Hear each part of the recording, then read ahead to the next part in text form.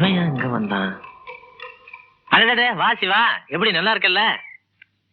வேல் கம்பு வீச்சருவா இல்லாம 10 பேரை ஒத்தையில் நின்னு பந்தாடுற அளவுக்கு பலத்தோட நல்லா இருக்க. அப்புறம் என்ன, உன் உடம்புல பலம் இருக்கு, காமாட்சி மனசுல ஆசை இருக்கு, உங்க 2 பேரையும் சேர்த்து வைக்கிற தைரியம் என்கிட்ட இருக்கு. முடிச்சிருவோம். உன் கணக்க முடிக்கத்தான் வந்திருக்கேன். யோ கணக்க எங்கயா போய் தொலைஞ்ச? விளையாடுறியா? நான் எதுக்குப்பா உங்ககிட்ட விளையாடுறேன்? விஷயத்தை தான் சொல்றேன். நீ வாழ வேண்டிய புள்ள, காமாட்சி உன்ன நம்பியே இருக்கிறா. நீங்க 2 பேரும் சேர்ந்து வாழ்றத விட்டு ஏன் கணக்க போய் என்னப்பா இதெல்லாம்? இத பாரு தம்பி, உன்னை நான் என்னைக்குமே எதிரியா நினைச்சது கிடையாது. பஞ்சாயத்துல உன்னையும் காமாட்சியும் சேர்த்து வைக்கணும் துடிச்சனே தவிர உனக்கு துரோகம் நினைச்சனா? ஊர் ஜனங்க அத்தனை பேத்துக்கு முன்னாடி மாறுதட்டி பேசினிய, உன்னை நான் தானப்பா மன்னிச்சு விட்டுருக்கேன்னு சொன்னேன். என்கிட்ட போய் மல்லு கட்டிட்டு நிக்கிற? உன்கிட்ட மட்டும் இல்ல, உன்கிட்ட வட்டிக்கு கை நீட்டி நீ தட்டுற இடத்தெல்லாம் வளைஞ்சு கொடுக்கறாங்களே இந்த ஊர் ஜனங்க, அவங்க மொத்த பேரு ஒண்ணு சேர்ந்தாலும் உன்கிட்ட நான் மல்லு கட்டுறது உறுதி. உன் மானம் மரியாதையை கெடுக்க போறது உறுதி.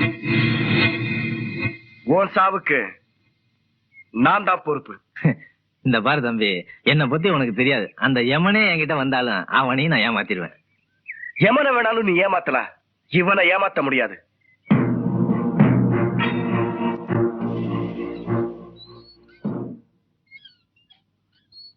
அவன் ஆத்தால மீறினது வருத்தம் இல்லைங்க, ஊரை மீறினது வருத்தம் இல்லைங்க, உங்களையே மீறிட்டானே. அத நினைச்சாதான் எனக்கு வருத்தமா இருக்கு. வருத்தப்பட்டு என்னங்க பிரயோஜனம்? மொத்தமா முடிச்சிடலாம். ஏங்க, இது உங்களுக்கு நியாயமா இருக்கா? நீங்க செய்யற அநியாயத்துக்கு அட்டுழுத்திக்கும் தான் ஆண்ட உங்களுக்கு வாரிசே கொடுக்காம என்ன தரிசாக்கிட்டான். இன்னும் எங்க ஊர் பாவத்தை மடியில கட்டிக்கிறீங்க. அப்படி போடுங்க அணுகுண்ட. இப்போதைக்கே போட்ட இல்ல தரிசுன்னு சொன்னாங்களே, அதுக்கு போட்டு அணுகுண்ட. பாத்தியாடி, இந்த அணுகுண்ட பக்கத்துல வச்சுக்கிட்டு இப்படி ஒரு கேள்வியை கேட்டா நாளைக்கு அந்த ஆள் எப்படி நீ மதிப்பான்? இப்ப மட்டும் என்ன வாழுதான்? பாத்தியாடி, இதுக்கு தாண்டி சொல்றது, பொண்டாட்டினா அரிசியை களைஞ்சமா அடுப்ப ஊதுனமா ஆக்கி போட்டமான்னு இருக்கணும். ஓ பக்கத்துல படுக்கிறப்ப மட்டும் தாண்டி நான் உனக்கு புருஷன், மத்த நேரத்துல மோசமான மனுஷன். போடி உள்ள போடி. போடி உள்ளேன்னு உங்க தாரத்தை தான் கட்டுப்படுத்த முடியும். ஆனா உங்க தங்கச்சியை கட்டுப்படுத்த முடிஞ்சுதா? என்னதான் சுத்தம் பண்ணி சூட ஏத்தினாலும் சுடுகாடு தாங்க, வீடு ஆயிடாது.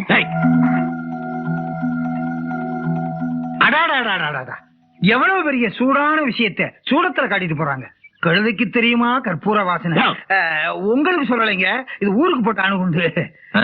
அண்ணே என்ன சொல்றா சார்? பெரியகுளம் வரைக்கும் போயிட்டு வந்துடுறேன். எதுக்கு? மாரியம்மன் கோயில் கும்பாபிஷேகம் நடக்குது, அம்மனை தரிசனம் பண்ணிட்டு வந்துடுறேன். பாத்து பத்திரமா போயிட்டு வா. வரும்போது ஒரு நல்ல வீச்சர்வாளை பார்த்து வாங்கிட்டு வா. யாருக்கு? உனக்கு இல்லையா? எல்லாம் அந்த சிவாவுக்கு தான். பதறிட்டேன். வீட்டுக்கு வந்து என்ன தனியா வாழ கூப்பிட்டப்போ நான் வராததுனால அவருக்கு என் மேல கோபம். அது நியாயமானதுதான்.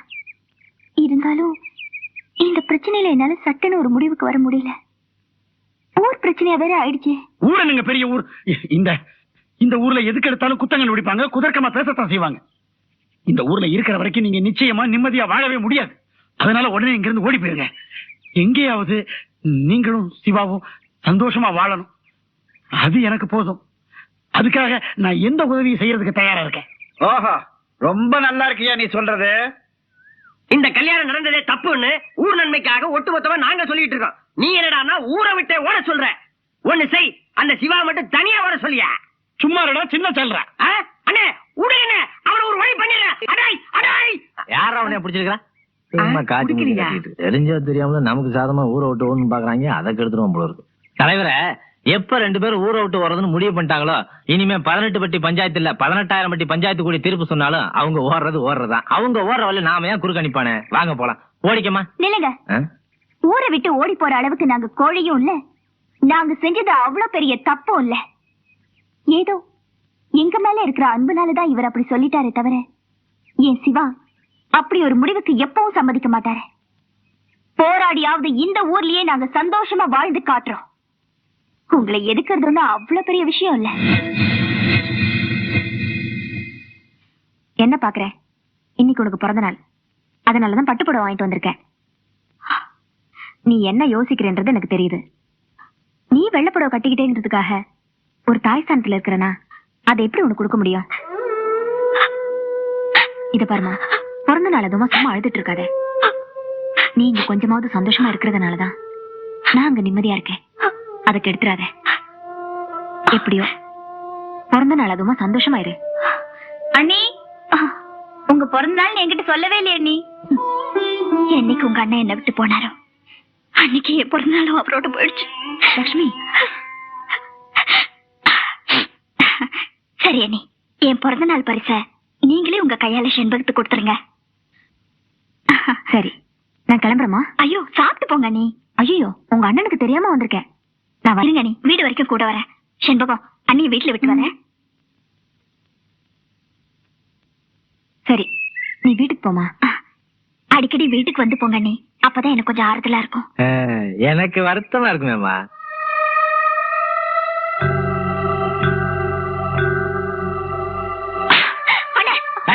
என்ன அண்ணன் கூப்பிடுறதுக்கு உனக்கு என்ன வைக்கிறது இருக்கு?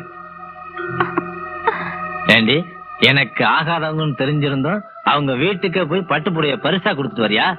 என்ன நெஞ்செழுத்த முடியும் உனக்கு? ஒண்ணு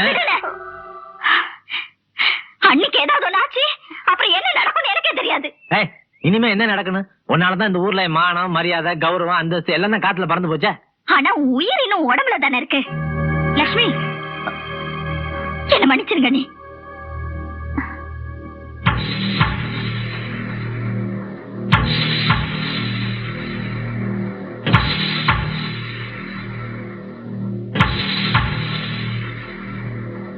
உன் சாவுக்கு நான் தான் பொறுப்பு. ஆனா உயிர் இன்னும் உடம்புல தானே இருக்கு.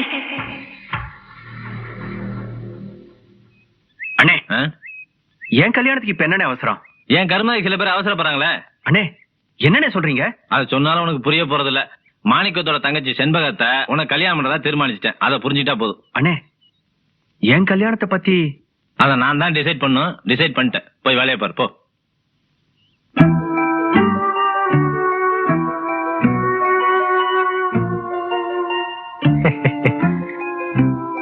வீடு தேடி வந்தவங்கள உட்கார்ந்து நீ சொல்லினாலும் ஊர் பெரிய மனுஷங்கிறதுனால அத பெருந்தன்மையா எடுத்துக்கிட்டு நானே உட்காந்துக்கிறேன். வந்த விஷயம்? தம்பி, எதையுமே ஆசைப்பட்டாதான் அடைய முடியும்னு சொல்லுவாங்க. என் தம்பிக்கு செண்பகத்து மேல ஆசை, எனக்கும் செல்வாக்கு மேல ஆசை. கூட பிறக்காத உன் தங்கச்சிக்கும் கூட பிறந்த என் தம்பிக்கும் பரிசம் போடலான்னு வந்திருக்கேன். இது பார், செண்பகத்து எப்ப பரிசம் போடணும், அவ கழுத்தை யார் தாலி கட்டணும்னு எனக்கு நல்லாவே தெரியும். இப்ப நீங்க இருந்து போலாம். அவசரப்படுறிய சிவா, வெளியே போடான்னு சொன்னதுக்கு அப்புறம் உட்கார்ந்து பேசினா என்ன மானம் கட்டவனா? இருந்தாலும் சொல்றேன், தனக்கு வர போற நல்ல வாழ்க்கையை தன் அண்ணன் கெடுத்தானே அந்த பொண்ணு வருத்தப்படக்கூடாது, அந்த பழி ஓ மேல விழக்கூடாது. அதுக்காக சொல்றேன். என்னங்கடா சொல்றத புரிஞ்சுக்க மாட்டேன். கூட பெரிய உள்ளாது. பழி சுமத்துறதும் பாவம் பண்றதும் உன்ன மாதிரி பெரிய மனுஷங்களோட வேலை. அது இந்த சின்ன சிறுத்தைங்களுக்கு தெரியாது. இப்ப நீயா இங்க இருந்து போறியா இல்ல போக வைக்கட்டுமா? தங்கச்சி, சாட்சிக்காரன் காலில் விழுறத விட சண்டைக்காரன் காலில் விழுறதே மேல்னு சொல்லுவாங்க. செண்பகம் உன் குடும்பத்து பொண்ணு, நீ என்ன சொல்ற? நல்ல மாட்டுக்கு ஒரு சூடு, நல்ல மனுஷனுக்கு ஒரு சொல்லு. லட்சுமி, செண்பகம் வாழ போறது உன் தம்பி கூட, அதை ஞாபகம் வச்சுக்க. என் தம்பியோட வாழ்க்கையை விட செண்பகத்தோட சந்தோஷம் தான் எனக்கு முக்கியம். நீங்க போகலாம். ஆஹா, வாங்கடா. நில்லுங்க. நீ என்னமா சொல்ல போற? இந்த கல்யாணத்துக்கு சம்மதம் சொல்றேன்.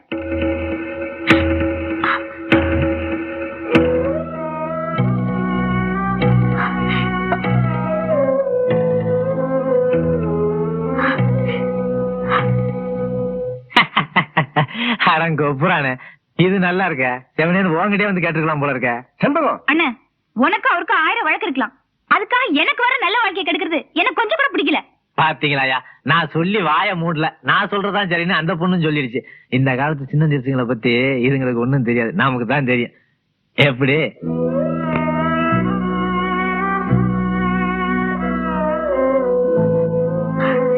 செண்பகம், யார பார்த்து என்ன பேசுற? அண்ணி, இது என் சொந்த விஷயம். இதுல யாரும் குறுக்க நிக்க வேண்டாம்.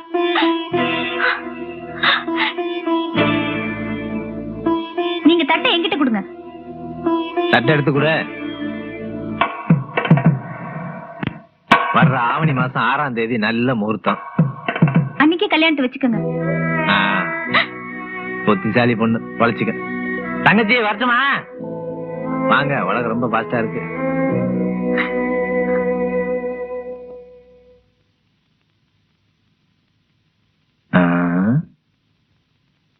எப்படி நம்ம கோக்கி? இதுக்குதான் அடுத்தவங்க வயிற்றுல அப்படியே கொட்டிக்கிறதுன்னு பேரு. அசத்தலா இருக்குல்ல? இப்ப பேச முடியாது.